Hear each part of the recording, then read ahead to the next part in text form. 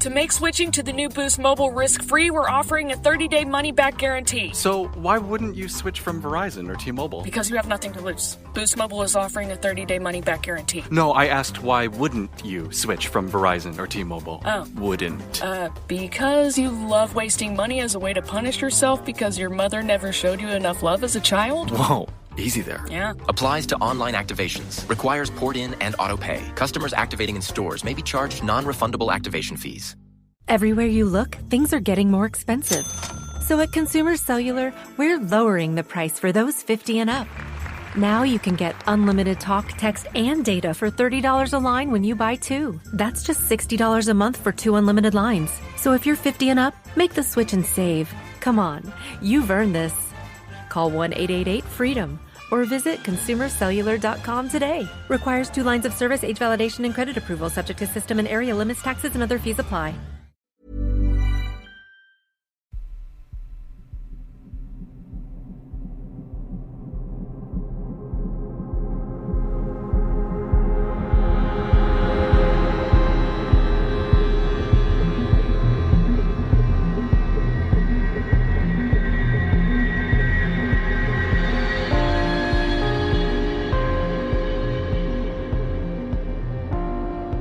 Hello and welcome to 31 Days of Terror, day number 23, and I have 3 spooky stories for you today, and the last story comes from September the 17th, 2024, and story number 1 comes from Alesha. I am an EMS supervisor paramedic in West Virginia. I am alone the majority of my shift since my position doesn't require a partner. I've been on the night shift for around 11 years now, so I'm used to the nighttime and prefer it nowadays. That being said, I have had a bit of paranormal experiences on shift, but never in the woods until a few nights ago. I have debated typing this to you because it may not be as creepy as how I felt that night, but here we go. I'll let you decide. We received a response for an elderly man that needed assistance far out a road in the middle of nowhere, basically. My response was like 40 minutes. It took a bit to get there. The ambulance was ahead of me since they were stationed closer to the area. The ambulance crew stopped at the end of the driveway because they weren't sure if this was the right one. No address marked. Unfortunately, that's fairly common here.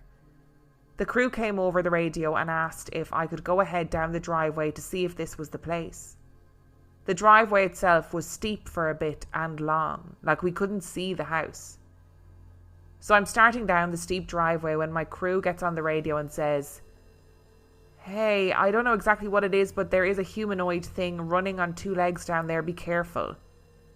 They sound panicked. I absolutely asked them, "What do you mean it's humanoid and running on 2 legs? Because what the hell am I going into?" So I continue, because this is an emergency and I have to get my patient. Thankfully, the volunteer firefighters were behind me and came down with me. This driveway ended a bit short of the house, which means we had to walk through a creek and up the hill to get to the house. In the mostly dark wooded area with only a porch light and a light over part of the driveway, not ideal at all. We braved it and got into the house ASAP. Once we got the patient to the ambulance, I asked my crew more information about this creature they had seen. They both witnessed it and stated that it was very tall, like extremely tall, very pale, had arms and legs. They didn't see its head. It apparently ran fast. It had jumped over the fence that was next to the driveway too. The fence had to be close to 5 foot tall. It was a taller fence for livestock of some sort. One of the crew members said she thinks it was a skinwalker. I don't have a ton of experience on this subject, nor do I want to. We didn't see it again, thankfully, and all got out of there safely. I'm curious if anyone else has had sightings like this before. It's so creepy to think that there are creepy things like whatever this is out there. As if you started this story being like, "Oh, I don't really know whether it's creepy, like I debated typing it up for you." Oh, this just gave me the heebie-jeebies. Imagine you're driving down this fucking country road in the middle of nowhere and somebody comes on the radio and is like, "Don't know what it is, but there's a humanoid thing running on 2 legs down there, so please be careful." And they're sounding really panicked. What the heck was that? Also, massive shout out to like first responders of all types, you know, who are in situations like this. And I'm not talking about the big humanoid creature that's going to eat your face off or whatever they do, but I'm talking about like going into the middle of nowhere, trying to get to patients, dealing with patients who maybe are violent or aggressive, or going into unsafe spaces, going into unsafe places. Like, it's first responders, hats off to you guys, because you are amazing. Big scary humanoids with long arms and legs that are running and jumping over fences, less hats off to you guys, because you're very scary. And I don't know enough about like the physical appearances of skinwalkers to be able to comment. Like, maybe that crew member is right, maybe it is a skinwalker, but obviously this thing was enormous. Like, really tall, pale, long, thin arms and legs, and scaled a 5-foot fence really easily. That doesn't sound like a skinwalker to me. From what I remember of skinwalker lore, they are humanoid, as in they are, you know, human sized, and they might display like unbelievable speed, etc., etc., but they're not like long and thin in the way that this is. I think this is something else. Does anybody else remember Freddy from a really long time ago? The stories about Frederick, that strange creature that was sort of like a guardian, I was going to say angel, but we can't say angel, like guardian hideous being for the person that sent in the stories. This is giving me similar vibes, except without the nice being a guardian kind of vibe and being scary running through the woods at night kind of vibe. This is why it baffles me why people go camping, you know, because not only do you have things that can kill you like weather and other people and animals, you also have to contend with scary beasts from the dark. Oh, that story really did give me the heebie-jeebies. To make switching to the new Boost Mobile risk-free, we're offering a 30-day money-back guarantee. So why wouldn't you switch from Verizon or T-Mobile? Because you have nothing to lose. Boost Mobile is offering a 30-day money-back guarantee. No, I asked why wouldn't you switch from Verizon or T-Mobile? Oh. Wouldn't. Because you love wasting money as a way to punish yourself because your mother never showed you enough love as a child? Whoa. Easy there. Yeah. Applies to online activations. Requires port in and auto pay. Customers activating in stores may be charged non-refundable activation fees. Hey, true crime fans. Tired of ads interrupting your gripping investigations? Good news.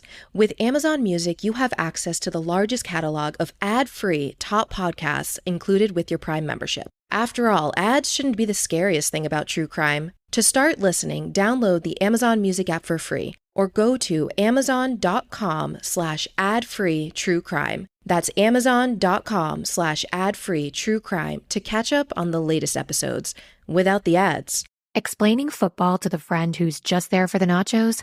Hard. Tailgating from home like a pro with snacks and drinks everyone will love? An easy win. And with Instacart helping deliver the snack time MVPs to your door, you're ready for the game in as fast as 30 minutes. So you never miss a play or lose your seat on the couch or have to go head-to-head for the last chicken wing.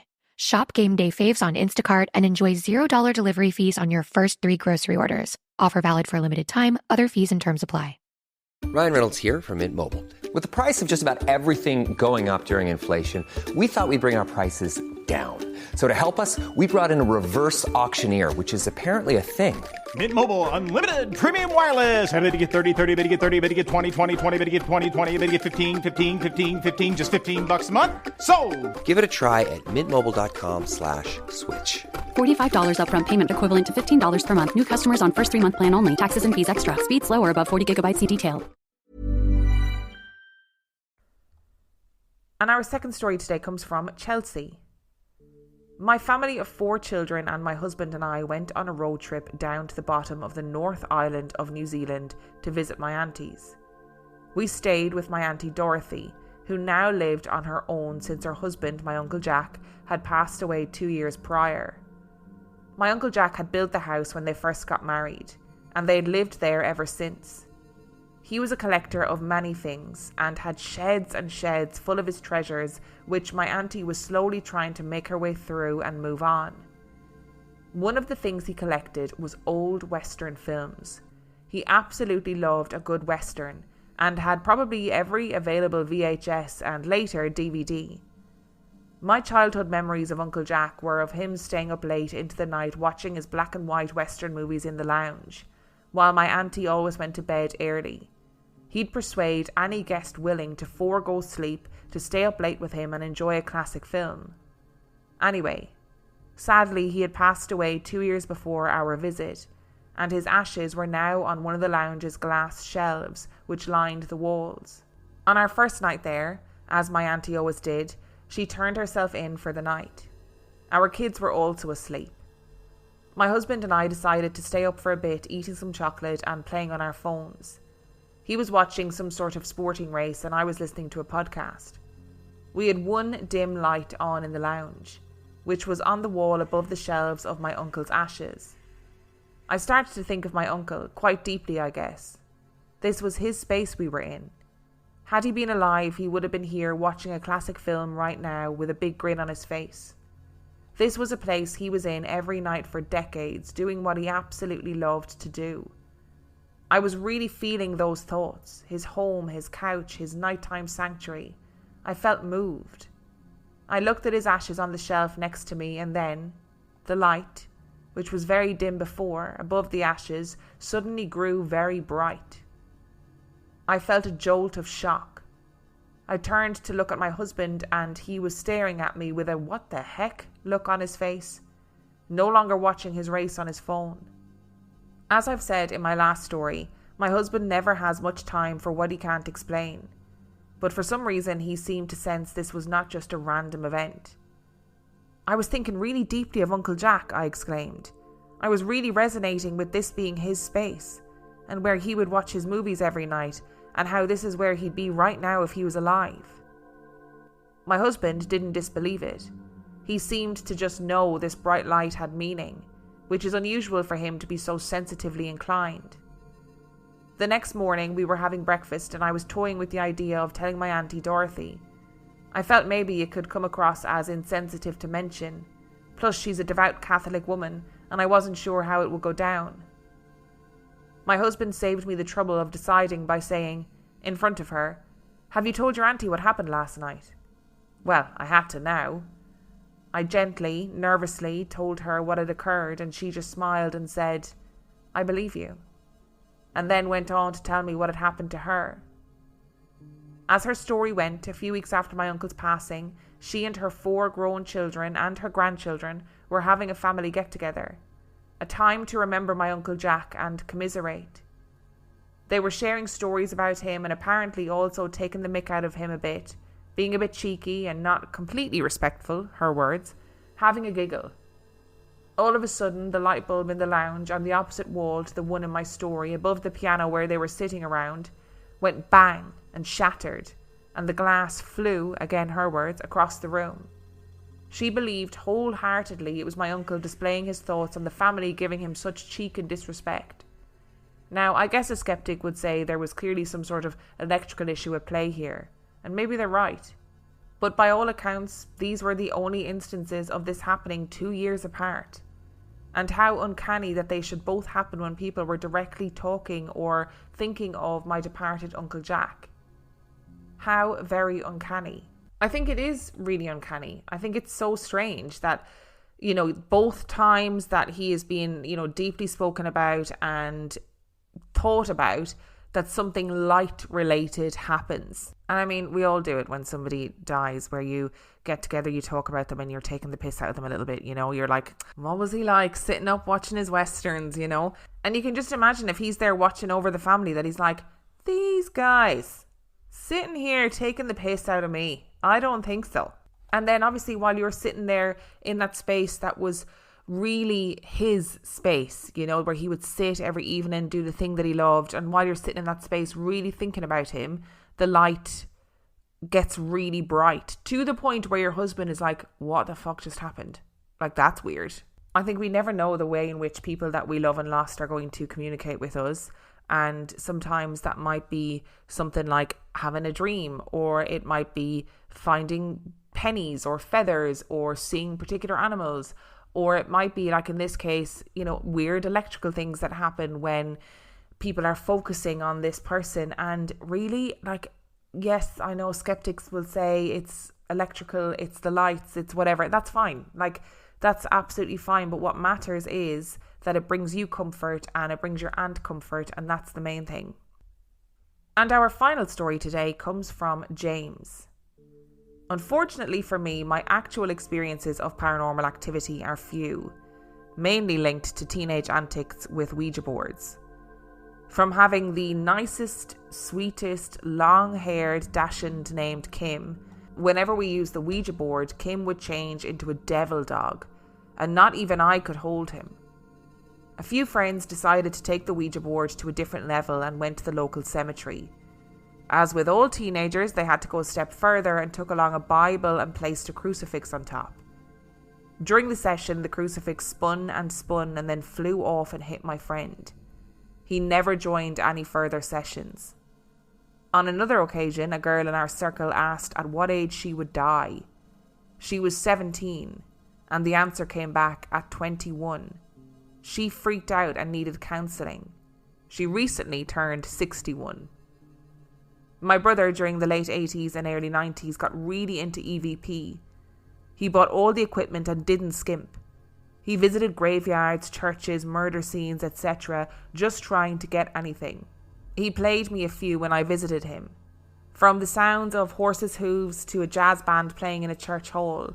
He later found out that a crash had taken place nearby and the bodies of a jazz band had been laid out in the hall. His final foray, though, was at a haunted pub. There was a windowless room with only one door into it. He placed his very expensive recorder in the room. You hear his footsteps on the wooden floor leaving, the door closing and the old lock turning. He sat outside the room and just a few minutes later, the almighty bang from inside the room. The tape recorder was thrown against the wall and was smashed to pieces. He played me the tape, and after he left the room, the tape is dead until you hear the bang of it hitting the wall, and then the tape went dead. It scared me so much I couldn't sleep. He invited me to go to the local graveyard with him. Stupidly, bravado got the better of me and I said yes. We stayed most of the night, and nothing happened. But it was the best natural laxative I've ever found. That last line really tickled me. I enjoyed it. Anybody out there suffering from constipation, all you need is some EVP equipment and a graveyard. Or a Ouija board and a graveyard, whichever you want to do.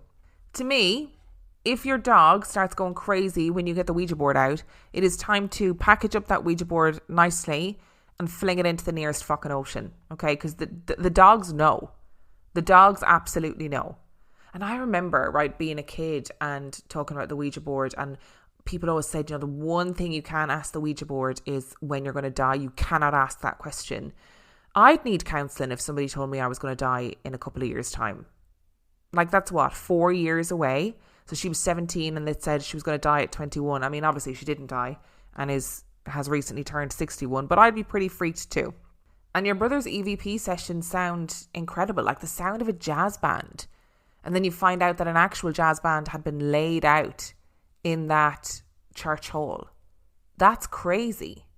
And I always say it, but I genuinely think that EVP, electronic voice phenomenon, is one of the most interesting and compelling pieces of paranormal equipment that there is. Like, I hate the spirit boxes and the weird things that pick up on electromagnetic energy and blah blah. Like, none of it has any real basis in science. Like, scientifically these things work, they do what they're meant to do, but in terms of the paranormal, everybody's just fanning around and guessworking. I hate those machines where it's like, you know, people hold it out and it spits out different words. I hate it all. I can't bear it. It really annoys me. But EVP, get a tape recorder, put that in a room, I'm here for it. And I have heard some very compelling EVP stuff over the years, as I'm sure if you're listening to this podcast, you've heard it too.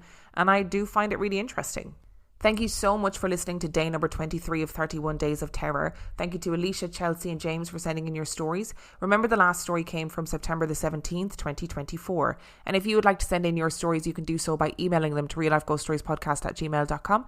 You can also check out the website, reallifeghoststoriespodcast.com. And if you are desperate for some extra content, you can subscribe to the Patreon. That is patreon.com/reallifeghoststories, where for $5 a month or $2 a month, you get access to heaps of extra content, as well as every single main and mini episode completely ad-free. And on that note, I shall see you next time. To get people excited about Boost Mobile's new nationwide 5G network, we're offering unlimited talk, text, and data for $25 a month. Forever. Even if you have a baby. Even if your baby has a baby. Even if you grow old and wrinkly and you start repeating yourself. Even if you start repeating yourself. Even if you're on your deathbed and you need to make one last call. Or text. Right, or text. The long-lost son you abandoned at birth. You'll still get unlimited talk, text, and data for just $25 a month with Boost Mobile. Forever! After 30 gigabytes, customers may experience slower speeds. Customers will pay $25 a month as long as they remain active on the Boost Unlimited plan. Forever.